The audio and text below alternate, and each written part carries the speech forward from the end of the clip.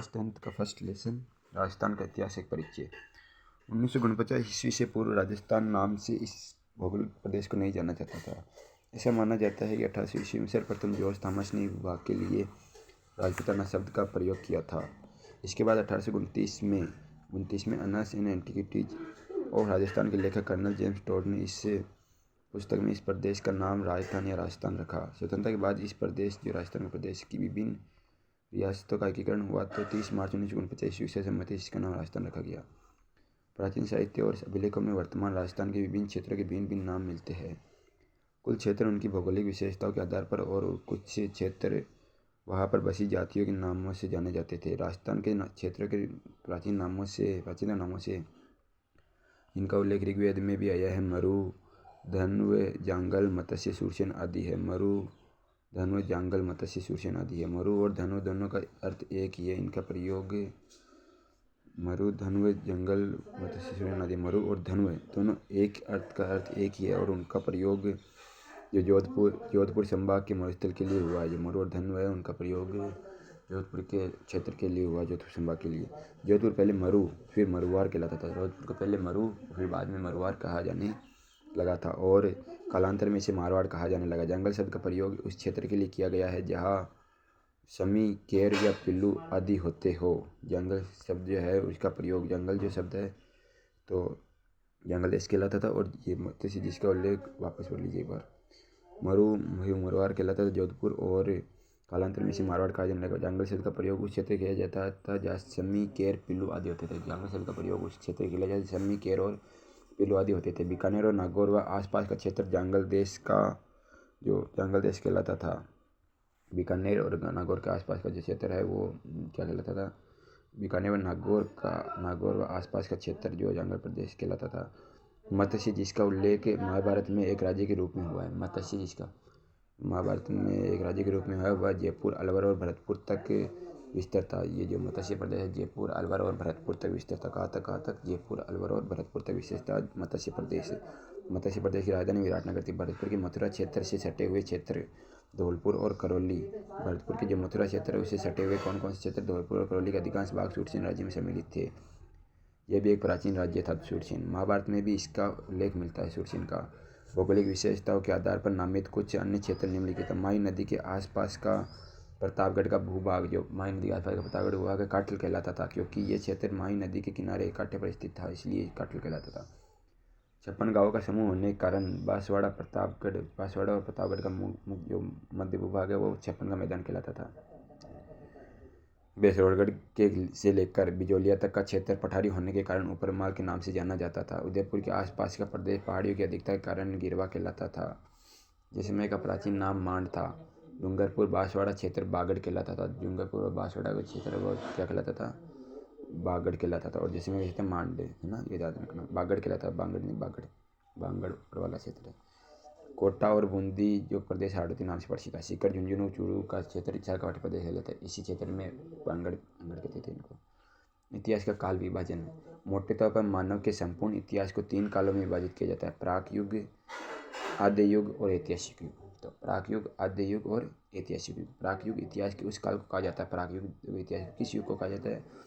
जिसके ज्ञान लिए कोई लिखित साक्ष्य उपलब्ध नहीं है, वो प्राक है, यानी इतिहास से भी पहले का, अर्थात मानव लेखन कला से अपरिचित। आद्य युग की संज्ञा इतिहास के उस काल को दी जाती है जिसके लिखित साक्ष्य तो उपलब्ध है या वो स्पष्ट है, अतः उनकी लिपि को अभी पढ़ना संभव नहीं हुआ, वो आद्य है। वो कौन से है? आद्य।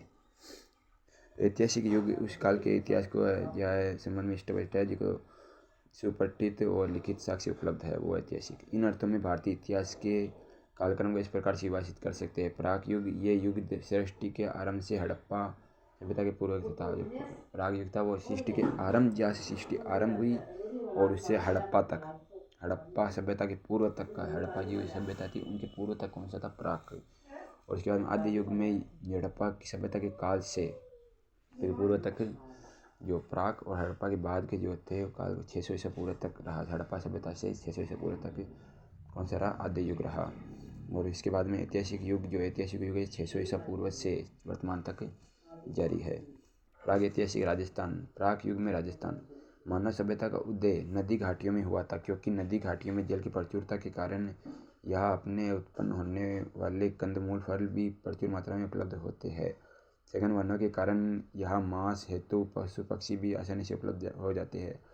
सैकड़ों वर्ष पूर्व राजस्थान की भौगोलिक स्थिति ऐसी ही थी। यद्यपि राजस्थान का एक बड़ा भाग मरुस्थल है, किंतु विद्वानों की मान्यता है कि सैकड़ों वर्ष पूर्व इस मरुस्थलीय भूमि में समुद्र विद्यमान था और सरस्वती तथा सरस्वती नदियाँ इस समुद्र में आकर गिरती थी। यह स्थिति मानव जीवन के लिए सर्वथा उपयुक्त थी। यही कारण है कि ऐसी भौगोलिक स्थिति में राजस्थान को भी मानव सभ्यता के जन्म के प्राचीन भूभागों में एक होने का गौरव प्राप्त। मानव सभ्यता के उद्भव के इस काल को पाषाण काल कहते हैं। इसे 3 भागों में बांटा गया है: पूर्व पाषाण काल, मध्य पाषाण काल और उत्तर पाषाण काल। पूर्व पाषाण काल, मध्य पाषाण काल और उत्तर पाषाण काल। पूर्व पाषाण काल। राजस्थान में मानव का उदय कब हुआ यह निश्चित रूप से ज्ञात नहीं है, लेकिन यहाँ विभिन्न क्षेत्रों में उत्खननों से प्राप्त विभिन्न प्रकार के पाषाण, विशेष रूप से क्वार्टजाइट पत्थर के अनेक उपकरणों से ज्ञात होता है कि आज से लगभग 1.5 लाख वर्ष पूर्व राजस्थान में एक मानव संस्कृति विद्वान थे। 1870 ईस्वी में C.H. हेकट ने जयपुर और इंद्रगढ़ से पत्थर बनी पूर्व पाषाण हस्त कुठार की खोज निकाली। 1870 ईस्वी में C.H. हेकट ने सर्वप्रथम जयपुर और इंद्रगढ़ से पत्थर से बनी पूर्व पाषाण हस्त कुठार खोज निकाली। कुछ समय पश्चात सेटनकार ने झालावाड़ से इसी युग के अनेक उपकरण खोज निकाले। कुछ समय पश्चात सेटनकार ने झालावाड़ से इसी पूर्व पाषाणकालीन युग के उपकरण खोज निकाले। इसके बाद योजनाबद्ध उत्खनन में भारतीय पुरातत्व संग्रहालय विभाग, नई दिल्ली, डेक्कन कॉलेज पूना के वीरेंद्र मिश्र, VN मिश्र, राजस्थान पुरातत्व एवं संग्रहालय विभाग के RC अग्रवाल, डॉक्टर विजय कुमार हरिश्चंद्र मिश्रा आदि विद्वानों ने राजस्थान की पूर्व पाषाणकालीन सभ्यता और संस्कृति के विभिन्न पक्षों को सामने लाने में सराहनीय योगदान दिया है।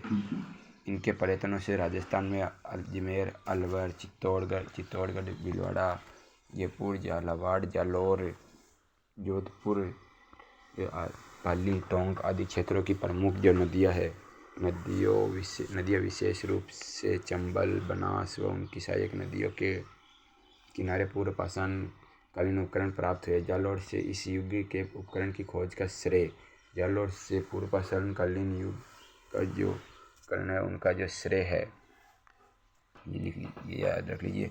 जालौर से पूर्व पाषाणकालीन युग का जो है, जालौर से पूर्व पाषाणकालीन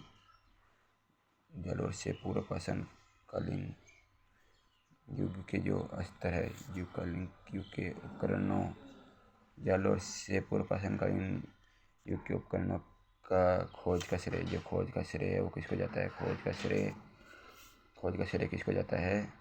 वो जाता है बी आल्विन को। किसको जाता है? B Allwyn. जालौर से पूर्व पाषाणकालीन उपकरणों की खोज का श्रेय किसको जाता है? बी आल्विन को जाता है। स्पष्ट है कि उपयुक्त संपूर्ण भूभाग पूर्व पाषाणकालीन संस्कृति का प्रसार था। मध्य पाषाण काल। मानव सभ्यता के क्रमिक विकास की कहानी की दूसरी कड़ी के रूप में राजस्थान के प्रागैतिहासिक काल के मध्य पाषाण काल रहा है। पश्चिम राजस्थान में लूणी और उसकी सहायक नदियाँ, चित्तौड़गढ़ की बेड़च घाटी और विराटनगर से मध्य पाषाणकालीन उपकरण मिले हैं। इस काल जो मध्य पाषाण काल के उपकरण छोटे, हल्के और कुशलता से निर्मित है। मध्य पाषाण काल में जो उपकरण है वो छोटे, हल्के और कुशलता से निर्मित है। मध्य पाषाण काल के उपकरण jasper, agate, chert, carnelian, quartzite. मध्य पाषाण काल के उपकरण कौन कौन से? Jasper, agate, chert, carnelian, quartzite, chalcedony आदि पाषाण से बने हैं। मध्य पाषाणकालीन उपकरण तो ये याद कर लीजिए। मध्य पाषाणकालीन उपकरण कौन कौन से है? याद कर लीजिए। मध्य पाषाणकालीन उपकरण कौन कौन से नाम याद रख लीजिए। जेस्पर, मध्य पाषाणकालीन उपकरण जेस्पर, और कौन कौन से agate, Jasper, agate, chert, carnelian पर एगेट, चर्ट, कार्नेलियन, क्वार्टजाइट, क्लेसेडोनी, ये भी मुझे बस यहीं से बने हैं जिनमें ब्लेड, इग्रेवर मध्यपाषाण कालीन में, फिर ट्राइंगल, करसेंट, ट्रेपेज, स्क्रैपर, पॉइंटर आदि उल्लेखनीय है। पत्थर के बने इन छोटे उपकरणों को माइक्रोलिथ कहा गया है। मध्यपाषाण कालीन के उनके जो उपकरण थे उनको क्या कहा जाता था? माइक्रोलिथ उपकरण मध्यपाषाण कालीन में। माइक्रोलिथ लघु पाषाण कालीन, माइक्रोलिथ लघु पाषाण उपकरण मध्यपाषाण काल में। क्षण उपकरण जो है मध्यपाषाण काल में जो प्रचलित है मध्यपाषाण काल में। ठीक है।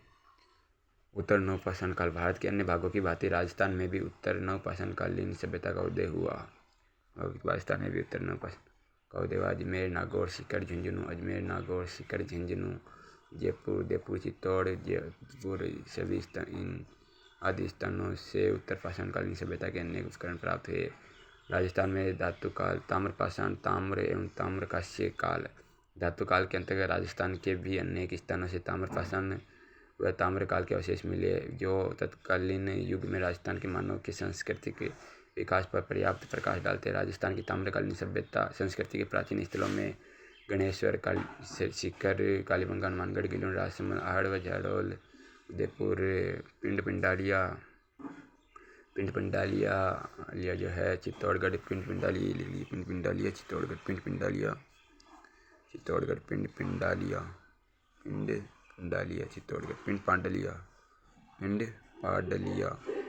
पाडलिया, ये कहाँ पर है? चित्तौड़, पिंड पाडलिया, चित्तौड़, कुराड़ा, नागौर, पिंड पाडलिया, चित्तौड़, कुराड़ा, नागौर, कुराड़ा कहाँ पर है? नागौर, पिंड पाडलिया, चित्तौड़, कुराड़ा, नागौर। साबणिया व पुगल, ये कहाँ पर है? साबणिया व पुगल, ये कहाँ पर है? बीकानेर। साबणिया व पुगल, बीकानेर। नंदलालपुरा, किरारोत, ये जो साबणिया व पुगल, बीकानेर, नंदलालपुरा है, किडारोत व चितवाड़ी, जो है किडारोत और चितवाड़ी, ये कहाँ पर है? जयपुर में। नंदलाल, किडारोत और चितवाड़ी, ये जयपुर में। नंदलाल, किडारोत और चितवाड़ी, जयपुर में। और चितवाड़ी, ये कहाँ पर है? जयपुर में। नंदलाल, किडारोत और चितवाड़ी, जयपुर में। नंदलाल, किडारोत और चितवाड़ी, जयपुर में। नंदलाल, किडारोत और चितवाड़ी, जयपुर में। एलाना, जालौर में। एलाना कहाँ पर है? जालौर में। बूढ़ा पुष्कर, अजमेर में। कोल माहौली, सवाई माधोपुर में। कोल माहौली कहाँ पर है? सवाई माधोपुर में। याद कर लीजिए, कोल माहौली, सवाई माधोपुर, आपस याद कर लीजिए, आपस में बोल देता हूँ। मल्लाह, भरतपुर में। आदि विशेष रूप से उल्लेखनीय, वापस याद कर लीजिए। पिंड पाडलिया, चित्तौड़गढ़, कुराड़ा, नागौर, साबणिया व पुगल, बीकानेर, नंदलालपुरा, किडारोत व चितवाड़ी, जयपुर। नंदलाल, किडारोत और चितवाड़ी, जयपुर में। एलाना, जालौर में। और कोल माहौली, सवाई माधोपुर में। लोह काल। अब ये तो ताम्रपाषाण कालीन थी, अब लोह काल की है ना। ये ताम्रपाषाण कालीन, अब लोह।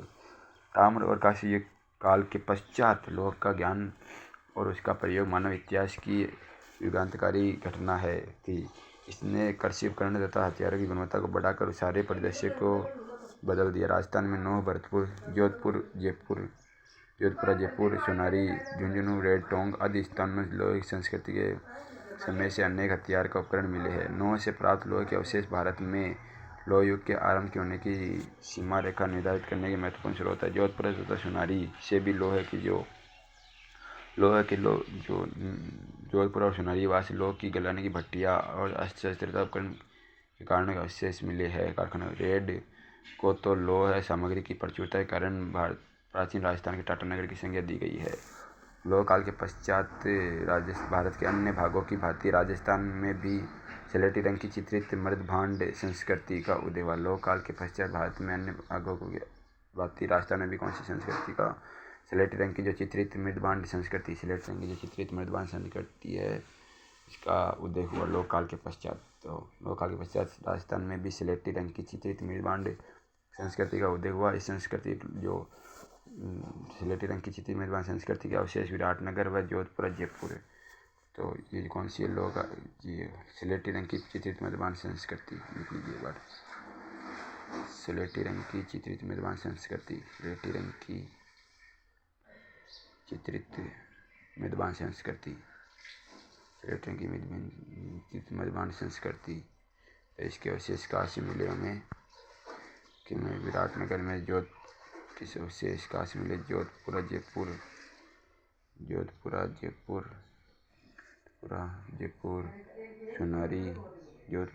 सोनारी झुंझुनू नोह भरतपुर इधर से मिले हैं इसके अवशेष। जो स्लेटी रंग की चित्रित मृदभांड संस्कृति है उसका उदय लगभग 600 ईसा पूर्व में हुआ था। 600 ईसा पूर्व में हुआ था। कब हुआ था? 600 ईसा पूर्व में। चित्रित रंग की मृदभांड संस्कृति है स्लेटी रंग की, उसका 600 ईसा पूर्व में होता है। इसके पश्चात भारतीय इतिहास के साथ राजस्थान के इतिहास का भी ऐतिहासिक युग आरंभ हो जाता है।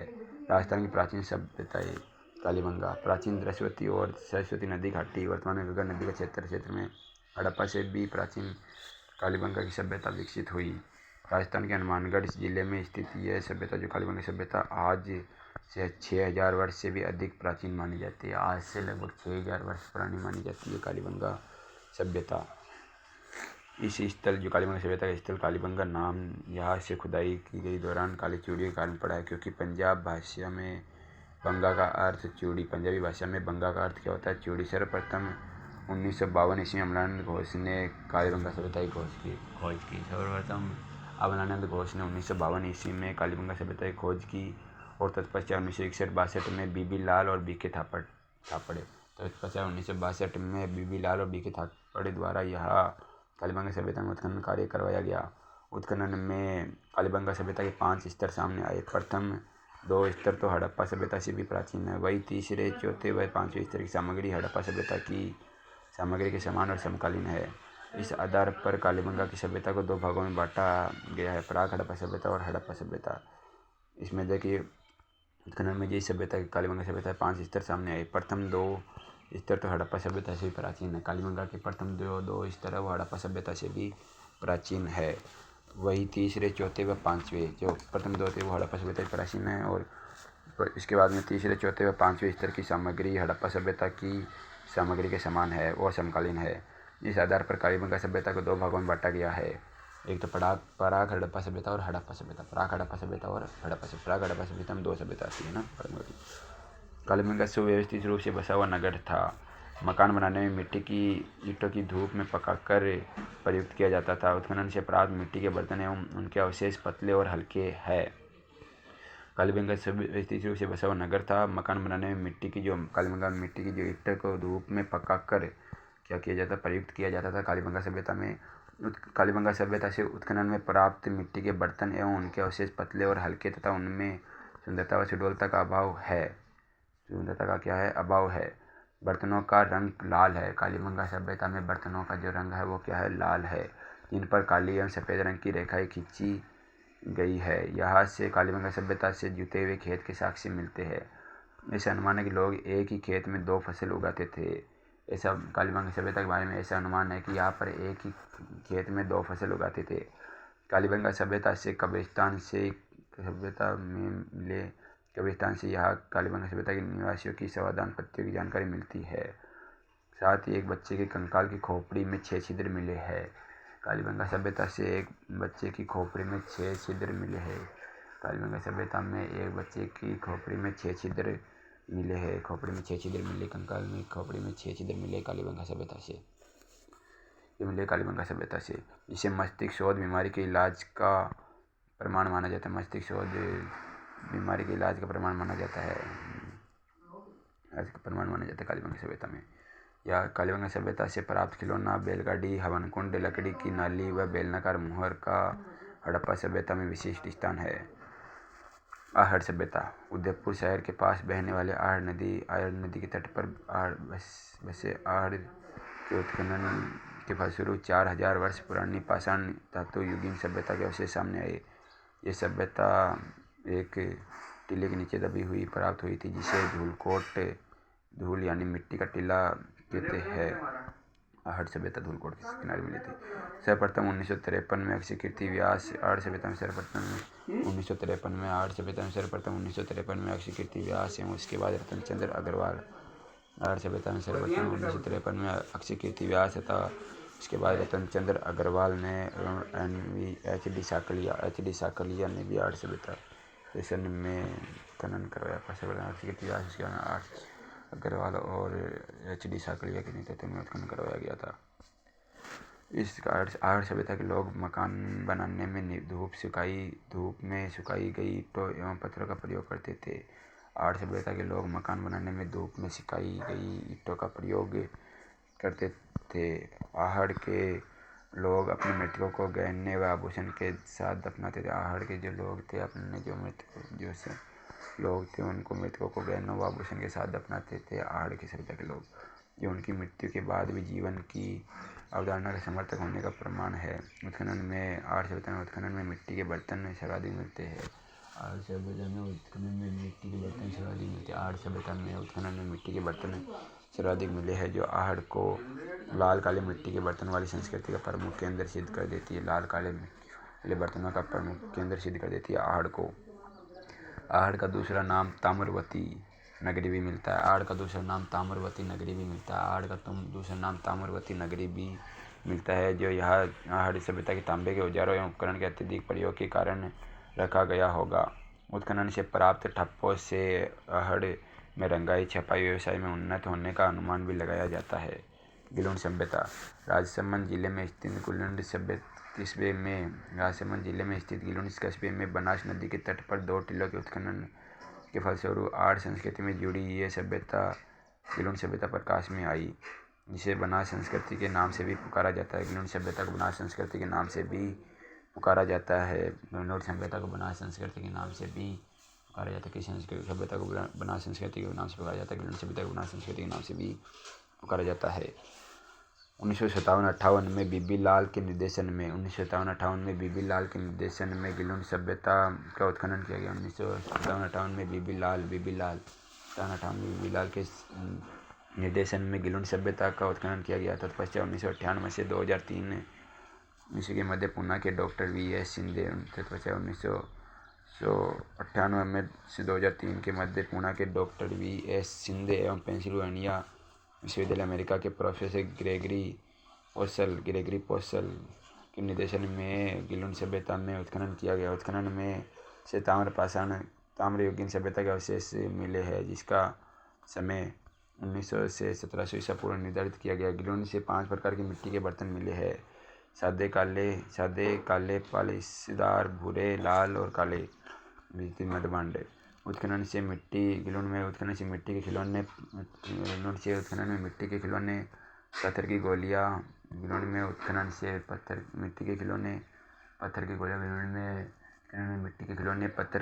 पत्थर की गोलियां भी मिली है। गिलुंड से हाथी दांत की चूड़ियों के अवशेष मिले हैं। गिलुंड सभ्यता में उत्खनन में मिट्टी के खिलौने, पत्थर के गोले और हाथी दांत की चूड़ियां भी मिली है। गिलुंड सभ्यता से पकी ईंटों, आग में पकाई हुई ईंटों का उपयोग नहीं हुआ है जबकि गिलुंड में इनका प्रचुर उपयोग। आहड़ में पकी हुई ईंटों का उपयोग नहीं होता था, जबकि गिलुंड में पकी हुई ईंटों का उपयोग होता था।